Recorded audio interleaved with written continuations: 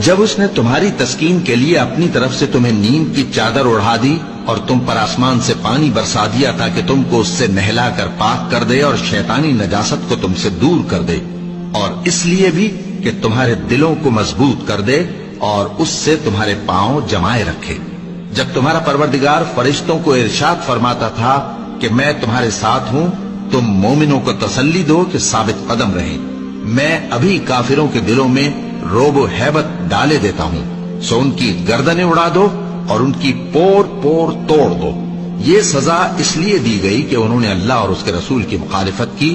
اور جو شخص اللہ اور اس کے رسول کی مخالفت کرتا ہے تو اللہ بھی سخت عذاب دینے والا ہے۔ یہ مزہ تو یہاں چکھو اور یہ سمجھ لو کہ کافروں کے لیے آخرت میں دوزخ کا عذاب بھی تیار ہے۔